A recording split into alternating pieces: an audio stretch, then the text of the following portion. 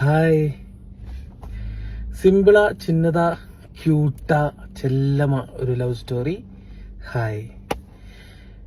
നയൻതാര, കവിൻ, കെ ഭാഗ്യരാജ്, പ്രഭു, സുഹാസിനി തുടങ്ങി തമിഴിലെ വൻ താരനിര അണിനിരന്നിട്ടുള്ള ഒരു ചെറിയ കൊച്ചു പ്രണയ ചിത്രം.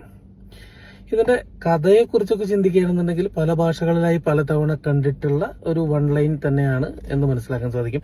നയൻതാര തന്നെ ഒരു പ്രൊമോഷണൽ ഇന്റർവ്യൂവിൽ പറഞ്ഞ പോലെ യാരടി നീ മോഹിനിയുടെയൊക്കെ ഒരു ഫീല് കൊണ്ടുവരുന്ന അതേപോലെ ഉള്ള ഒരു പടം എന്നല്ല പറയുന്നത്, അതേപോലെയൊക്കെയുള്ള ഒരു ഫീല് നമുക്ക് തരുന്ന, ഫസ്റ്റ് ഹാഫും സെക്കൻഡ് ഹാഫും നമുക്ക് കുറച്ച് കോമഡിയും കുറച്ച് ഫീൽ ഗുഡ് റൊമാൻസും പരിപാടികളൊക്കെ കാണിച്ചു തരുന്ന ഒരു കൊച്ചു സിനിമ തമിഴിൽ റിലീസായിട്ടുണ്ട്.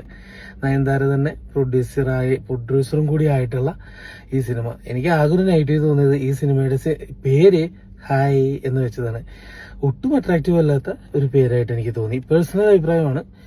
പക്ഷേ തിയേറ്ററിൽ ഞാൻ സഹറ സെന്ററിലാണ് കണ്ടത്. അത്യാവശ്യം പാക്കഡ് ആയിട്ടുള്ള ഒരു സ്ക്രീനിൽ, അതും കൂടുതൽ തമിഴ് ഓഡിയൻസിന്റെ കൂടെ കാണാൻ സാധിച്ചത് എൻ്റെ ഭാഗ്യമായി കരുതുന്നു. എനിക്കും എൻ്റെ വൈഫിനൊക്കെ ഒരുപാട് ഇഷ്ടമായി. ഹായ് കണ്ടു നോക്കാവുന്ന ഒരു സിനിമ തന്നെയാണ്. മ്യൂസിക്കും അങ്ങനെ വൈറൽ ഹിറ്റ് സോങ്ങുകളൊന്നും കണ്ടെത്താനായില്ലെങ്കിലും കല്യാണ സോങ്ങും മറ്റ് ഒരു ലവ് സോങ്ങും ഒക്കെ എൻജോയ് ചെയ്യാൻ പറ്റി. വാച്ചബിൾ.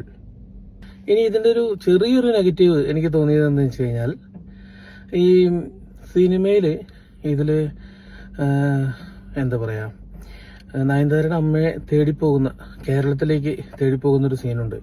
ആ ഒരു കണക്ഷൻ എങ്ങനെ നായകന് കിട്ടി എന്നുള്ളത് സിനിമയിൽ പറയുന്നില്ല, അല്ലെങ്കിൽ എനിക്ക് മനസ്സിലായില്ല. അതാണ് ഒരു ചെറിയൊരു നെഗറ്റീവായിട്ട് എനിക്ക് തോന്നിയത്. ബാക്കി കണ്ടിരിക്കാവുന്ന ഒരു ഫീൽ ഗുഡ് സിനിമയാണ്. ഫാമിലി ആയിട്ട് പോയി സന്തോഷമായിട്ട് ചിരിച്ച് കണ്ട് പോരാവുന്ന ഒരു സിനിമയാണ് ഹായ്. പിന്നെ കുറച്ചൊക്കെ പ്രെഡിക്റ്റബിൾ ആണ് കാര്യങ്ങൾ, എന്നാലും എൻജോയബിൾ ആണ്.